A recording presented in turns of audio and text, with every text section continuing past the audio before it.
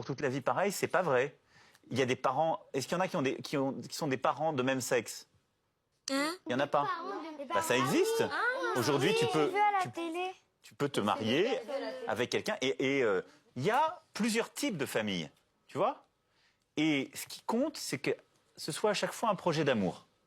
C'est qu'il y ait un projet de vie. Le plus insupportable, c'est une famille où les gens s'aiment pas. Et donc nous, on a fait le choix de ne pas avoir d'enfants pour moi, parce que c'était objectivement, ça aurait été un choix un peu égoïste, moi je pense. Et donc ça me manque pas, parce que j'aime les enfants de Brigitte comme si c'était les miens. Et j'aime nos petits-enfants, parce que pour moi, c'est les miens. Bon, c'est un sujet très sérieux. Je sais que beaucoup de gens dans notre communauté ne s'intéressent pas trop aux lois qui sont votées en Europe, principalement en France. Il faut savoir que certaines de ces lois concernent nos enfants. Comme là, par exemple, en France, ils viennent de voter une loi qui réduit l'âge de consentement sexuel à 13 ans. Donc, c'est-à-dire qu'un adulte peut veiller votre enfant, votre fille, votre garçon. Oui, maintenant, même des garçons sont V1. Voilà.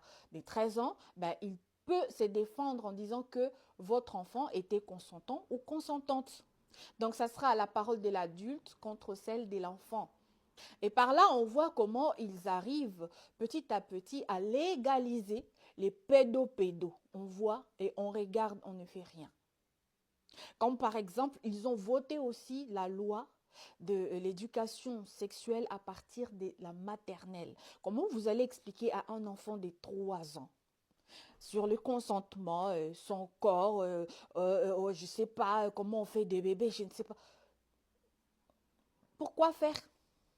Et les parents ont l'obligation de laisser leurs enfants suivre cette éducation sexuelle dès la maternelle, s'il vous plaît. Sinon, vous serez sanctionnés. On est où là? Et on voit la vidéo de cette sénatrice qui vient défendre cette loi en disant que oui, les enfants aussi ont droit au plaisir. Suivant. Il peut y avoir des enfants qui sont consentants, et ça, faut pas l'oublier. Donc déjà, un seuil, c'est un progrès. Et lorsque je vous dis qu'il peut y avoir des relations entre de très jeunes adultes et des adolescents, eh bien oui, lorsque vous avez un jeune adulte de 17 ans qui va avoir une relation sexuelle avec un autre enfant de 14, bientôt 15 ans, il y en a un des Madame qui Billon, passe... Madame Billon, excusez-moi. Non, excusez-moi, Madame Billon. Là, c'est Bruce Toussaint qui vous parle. Hein. Je suis désolé. Vous entendre dire à l'antenne que des enfants sont consentants, je suis désolé. Moi, ça me pose un problème et je suis désolé, mais ça, non. Je ne peux pas vous laisser. Je ne peux pas vous laisser dire ça. C'est votre liberté de le croire, mais c'est ma responsabilité à moi de vous dire que je ne peux pas vous laisser. Je ne vous censure pas. Je vous dis juste que ça me pose un problème et que ça me semble vraiment très très dérangeant de dire une chose pareille. Pardon, je vous le dis. Bandoki. Les pasteurs vont donc pouvoir unir des personnes du même sexe. Les 105 responsables protestants réunis à 7 se sont prononcés très largement en faveur de cette réforme. Romain Ripoto, vous avez suivi ce synode pour iTélé et cette décision va concerner plus de 200 000 fidèles.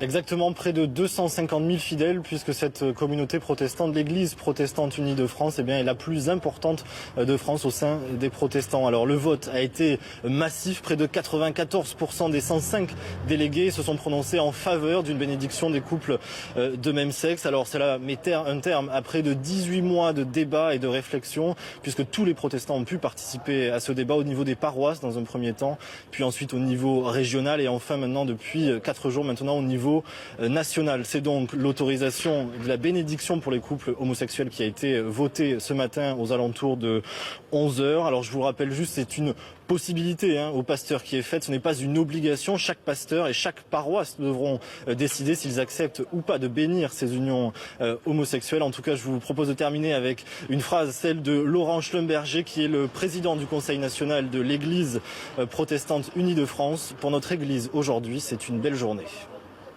Merci beaucoup Romain pour toutes ces précisions. Regardons un peu ça. Aïe!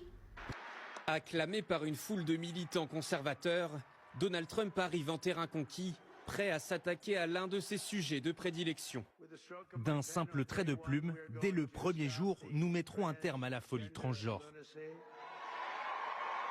Dès son arrivée à la Maison-Blanche, le président élu compte prendre des mesures drastiques. Je signerai des décrets pour mettre fin aux mutilations sexuelles des enfants, pour exclure les transgenres de l'armée et de nos écoles primaires, de nos collèges, de nos lycées. Nous empêcherons les hommes de participer au sport féminin. Des promesses de campagne presque obsessionnelles pour le camp du milliardaire.